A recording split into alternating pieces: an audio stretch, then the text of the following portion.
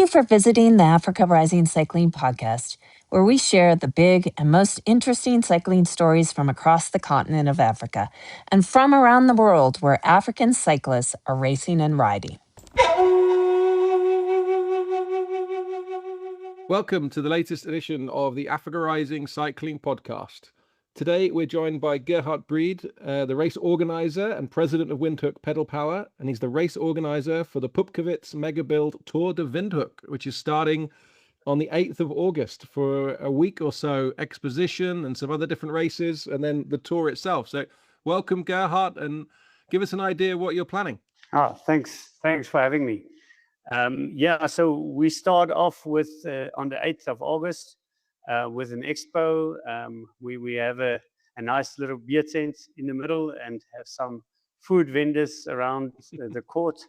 A nice festival vibe where we'll also showcase the latest bicycles and equipment and all of those things. We have a few bike shops coming past to put up their gazebos, and we have a few brands. For instance, Rudy Project would be there with their own stand. We'll have Thule have their own stand. We have Sio Vita. I don't know if you guys know Sio Vita. Yeah. Great guys. Yeah. So, and then a few bicycle shops, with Scott being one of them. And then we'll start off with a kiddies race. So we'll start with the 3 to 5 year olds just throughout. So they go through the parking lot, obviously no cars there, past the beer tent, through a shopping center type of thing. And they come out and do a few laps of those. And after that, we'll do a run for the 6 to 9 year olds. And they'll also do about 5 minutes at a time, not Fantastic. to exhaust them too much. Is that a throwback to, was it Tour de France last year or the year before where they went through a shopping mall? Is that a reference to that? No, not at all. And that's wonderful. And I think I saw on your list that you have a night race as well. Like what's the format for the night race? Yeah, so the format is, so we're also going to do 3 o'clock. We're going to start with the 10-year-olds to the 18-year-olds. So have them race not at night, but from 3 to 4, have them do loops, the same criterium race that we are doing on the tour itself. We'll also use that same venue for the night race. So we've got that Desert Dash coming up in December. So the guys are quite keen to test their equipment and things for a night event. But it's more for a fun type of thing, just to get the community involved, to get the vibe going. That sounds awesome. How many kids are you expecting? I always get excited when I hear about little kid races because I have a 6-year-old nephew in Germany who races, and I love watching kids race or just come out and have fun. Yeah, so we're expecting about, let's say, 100 kids just showing up in the venue.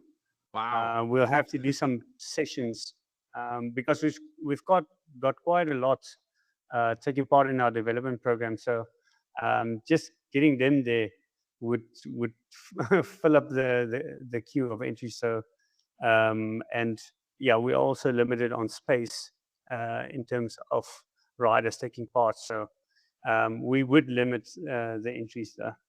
Yeah, that's still a very big number. That's wonderful. It's huge. And obviously, so that's the expo and the build up, and it's wonderful because it's rare you hear in bike races to have all these things going on to kind of get the public involved and the kids involved.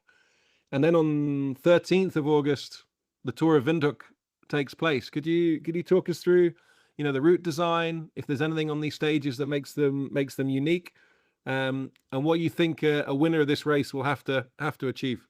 Yeah, so the 13th we start in the afternoon with a time trial. We do, however, make it possible for the guys not to So they don't need to bring their time trial bike. We say a strictly no TT bike, so that the guys that comes from South Africa or the other countries, Angola, so that they don't need to travel with two bikes. So we stricten it with normal race bikes only, and so that's a 10K start, TT start. We would start at the Railroad Bridge, and it's a loop to Unam and back. Then on this Friday morning, we'll go towards Dordrecht. Dordrecht is nice downhill going out, and then you turn around and you've got quite a bit of climbing coming back. That race is about 114 kilometers. And then the Saturday morning, we have a flat route. So we do loops of 27 kilometers.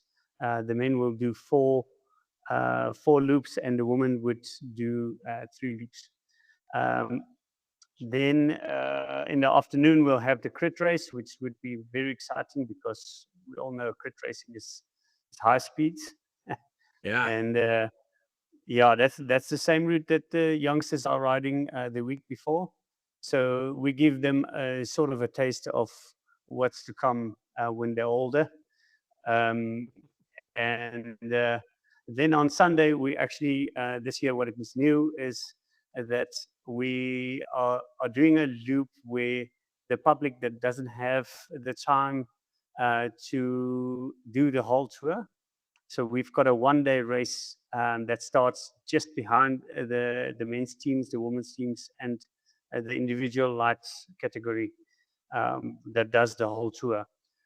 So we've also got this year different distances for them to be involved in the tour, although they're not partaking the whole tour.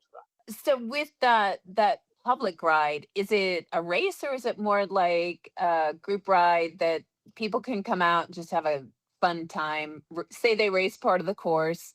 Yeah, so obviously the guys that's racing is probably going to do the individual light category, which they still do the whole tour, except for the TT. They're not doing the TT.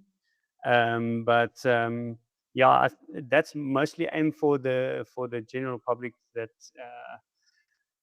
want to start up cycling or are busy cycling, but they just don't have the time or during the week to train for such an event for the whole tour, for instance. So that's more of a fun ride. Yes, we're going to have lacquer water points we're actually going to judge the water points afterwards. They have to take video footage. So we're going to judge them and give them a prize for how good they are.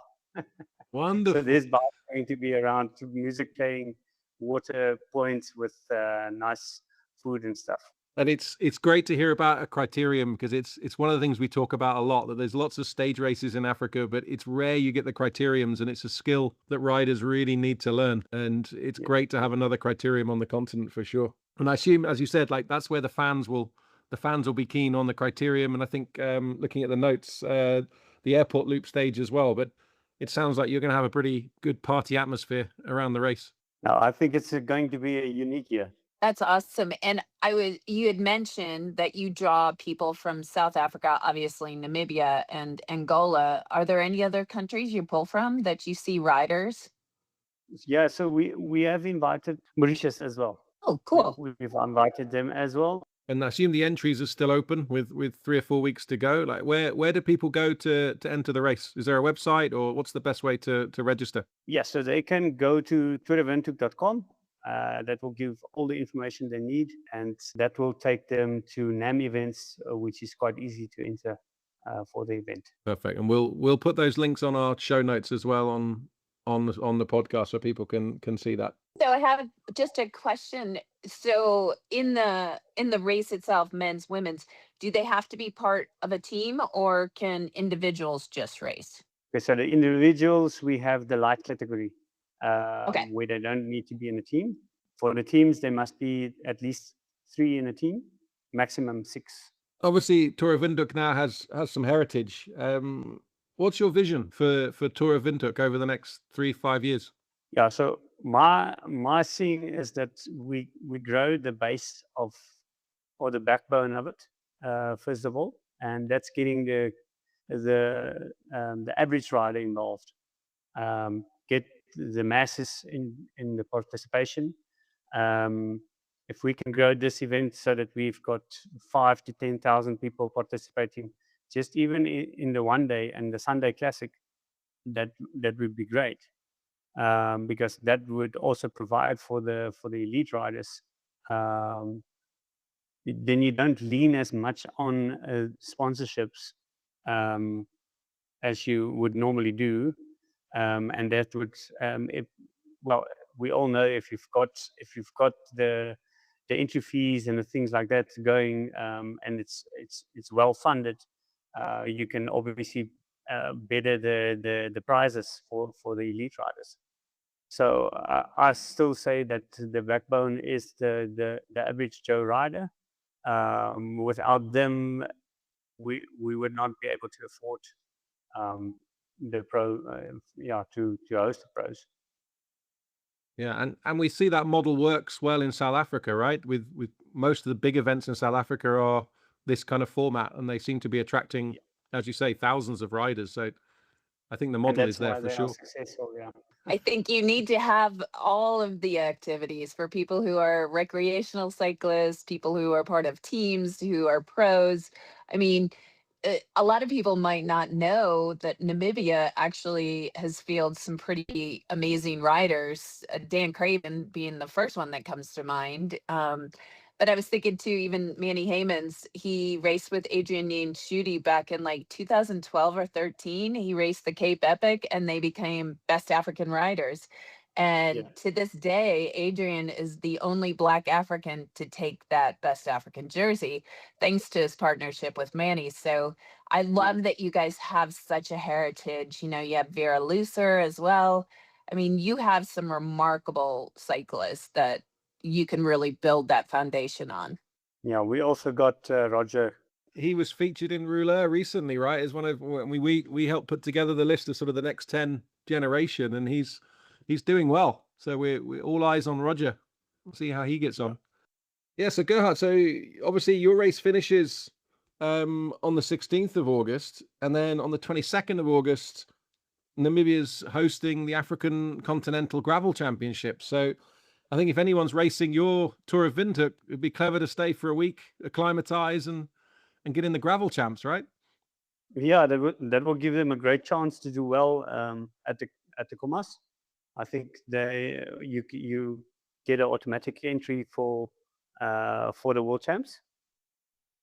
So yeah, I think it will definitely benefit any rider. And it's the Comas 100. So this is the area the race is in, and it's 100 miles, 100 kilometers. No, 100 miles. 100 miles. 155 kilometers. So it's not quite 100 miles, but yeah, you will definitely feel it. And as you say, like, so if you can win the Continental Championship jersey, being entered in this race as elite riders, you'll be able to enter or qualifying for the UCI Gravel World Championship. So it would be a really good week to be in Namibia. Yeah. Do some sightseeing while you're here. The riders want to come here, and we can also help out with some accommodation where we have some discounted prices to give to the people that comes for the cycling. Fantastic. Well, we'll keep an eye on the gravel champs as well, and share those results when they come up. Thanks for your time today, Gerhard. We'll share all the information on our social media so people can join the race, and good luck with the race. And obviously, when you have some results, make sure we get them, and we'll be sharing those on social media, live at each stage. Yeah, thanks a lot for having me. We hope you enjoyed today's episode of the Africa Rising Cycling Podcast. If you like what you have heard, please do share our podcast with your friends and on social media. Leave us a review or even make a donation to Africa Rising Cycling. All of this will help us to continue to bring you fascinating stories about African cycling.